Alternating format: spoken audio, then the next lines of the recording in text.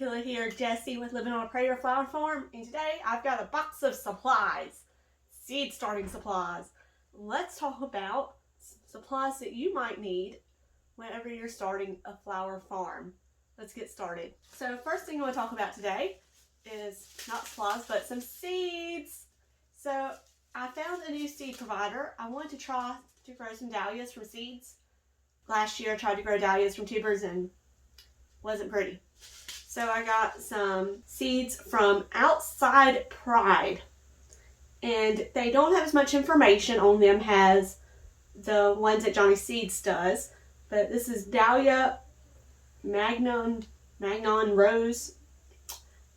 I don't know, but it looks pretty. And then I've got Dahlia Pom Poms. I'm really excited to grow these. I'm so excited. And then Dahlia Dandy annual mix. And these are 500 seeds and they cost me about $6 for 500 seeds. So I spent $15 for 1,500 dahlia seeds. Johnny's had one mix of seeds and I wanted to try different varieties besides just that mix. So that's why I went looking and found Outside Pride. It's my first year growing with them. We'll see how they do. Alright, so when starting seeds, one important thing I'm going to tell you right now is you need a seed starting mix. Miracle Grow is what I've got near me. You may find something else, but you need something that states seed starting mix. You want something to start seeds in. I started with potting soil. They didn't germinate very well. Use starting mix. It's so light and fluffy, the seeds grow better. They're able to grow through it a lot better. So start with seed starting mix. Another tip I'm going to tell you is get you some trays. Get you some seed starting trays. I got these from Johnny Seed Company. And make sure you get the beautiful plastic tray domes that go over them. This is going to create your own little greenhouse so that you don't have to water them as much while they're still in the seedling stage or germination stage, so to say. These both came from Johnny's. Lesson I learned last year is you've got to order this stuff early. I ordered all this back in August, I want to say. You don't want to order it when it's time to start your seeds because guess what? It's going to be sold out. You know what I did last year? Since all of this stuff was sold out and I was late to the game, because I didn't start my flower farm journey until late March, I ended up buying, let me go grab it. These are your friends. These are awesome, my friend. You can pick up a giant pack of these at Sam's for like $2, or just go to the dollar store, they've got them. And I was starting seeds in these, and they did really well actually. So use what you have. If you can't get the nice seed trays, these work great. I'll actually be starting some eucalyptus in these because they fit better in my grow light system I've got versus the long trays. So Johnny's is not sponsoring this video, but Johnny's, if you're watching and you'd like to send some stuff my way, I'd gladly take it. So, seed markers, labels, plant labels. You need to label what you're growing, all of it. All of it needs to be labeled. I didn't do that very well last year, and a lot of stuff either died or it was growing. I wasn't sure what it was. Even when it came up, I still, unless it was a zinnia, I didn't really know what it was. And then my next suggestion that I'm going to tell you is, let me open this. Get yourself a garden marker. This is water resistant, fade resistant. Get you one of these to label your plant labels with. Because let me tell you now, don't use permanent marker. It eventually goes away. Why call it permanent when it washes away? Which is probably a good thing because I got it all over myself last year. But anyway, get your garden marker. Don't use Crayola washable markers. I never said I was bright. But yeah, I did that. Bless you, Gus. I tried washable markers and guess what happens when it rains? They wash away. So get you some of that. The next thing I'm going to tell you is seed starting supplies. Is get you some pots. I personally like the biodegradable pots.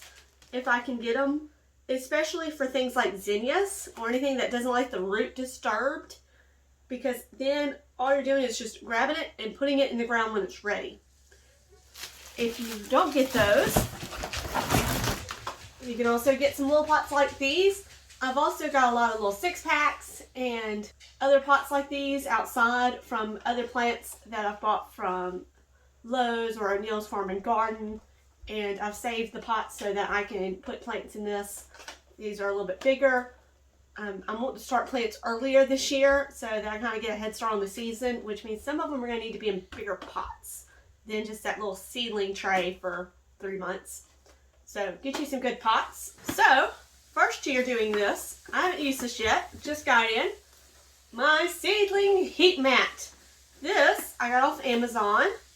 It's by Seed Factor, but a heating mat you don't have to have to start seeds, but it will certainly make things easier, or so I'm told.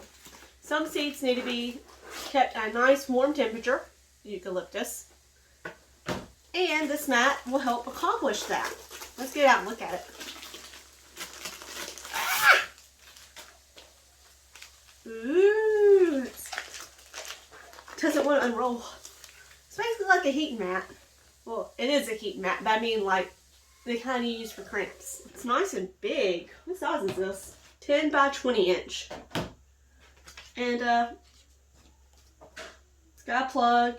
You can get them with timers and temperature controls, but since I'm just starting out, I just got one. I'm going to try it out and see how well it does. It looks like it's even got some directions on here. Seedling Heating Mat, crop and average temp and approximate days for germination. That's pretty nice. So, yeah, get you a Seedling Heating Mat. If you really want, if you're in a cold climate and you need something just to kind of help with germination, that would be a good product to buy. Next thing I'm going to tell you to get, a grow light. I tried growing seedlings at first via my windowsill. I don't advise that. Your seedlings are going to get leggy if they don't get enough light. It took up a lot of room in my kitchen. And it just wasn't the best way to grow seedlings. And then at one point, I ended up just grabbing them and taking them outside every morning and bringing them back inside during work. And it was a mess. So get your grow light. This is Fairy Morse Grow Light. I got this at Lowe's. It's a T5 high output. And these did fine. I have 2 of them. They did great for the small amount I had last year. But I've upgraded this year. I got me a 3-tier sunlight garden by Gardener Supply, and there's a video coming on that and whether I think it's worth it. But so far, I'm liking it. So get your grow light. So some things that you would want for your cut flower garden, not necessarily for seed starting supplies, but other items I would suggest you go ahead and buy now while it's in stock, or buy out of season so that it will be in stock, or some snips. I need to get some new snips. If my husband's watching this, Valentine's Day, I would like some Falco size 6 snips or clippers. Garden Answer talks about those, and I want size 6 Falco snips. They're like $60. But these were like 10, and I don't know if you can see that, but they're kind of crooked now. I was rough on them, and they hate me. I'm going to suggest you get some netting. This is trellis netting off Amazon, and you will need netting for your flowers that will easily top over. Zinnias, bells of Ireland, gladiolas, which I'm going to grow this year. You need some stabilization for them. For when there's high winds, you don't want them just blown over. You need that netting to add that support to them. So I'm telling you now, buy the netting and buy some stakes and set up. You want 6-inch holes at the minimum, 6-inch holes for the plants to grow through. Keep it about 1 foot high. Don't go higher than that. Ask me how I know. And make sure you get some netting. Next thing I'm going to tell you to get is some buckets. Get you some water buckets. You can't eat the grass. God, I love them. They use kitty litter buckets left over, and it works great for them. I'm going to tell you a mistake I made. Last year I bought these buckets. These are cute little short buckets, which were great, except for long stem flowers. Because what happens is I'm out in the field for a long time, and I'm placing my flowers in it, and my flowers are about this much taller than the bucket. So they start falling over. So then I've got crooked flowers. So this year, hello Johnny Seed Order, I got bigger buckets. These are 10 gallons, 10 gallon buckets. I don't know.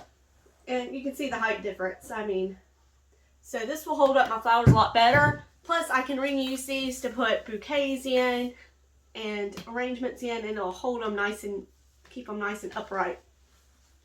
Now if you're planning on doing bouquets, like I'm planning on doing bouquets and giving them to people, I went ahead and bought me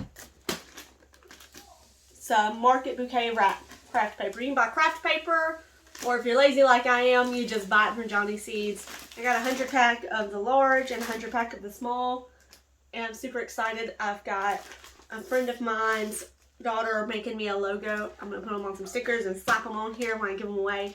I'm super excited about that. Alright guys, sound off in the comments. Let me know, what are your seed starting supplies must have? Any tips that you've got that you could share with me and others? And I'll see you in the next video. Bye!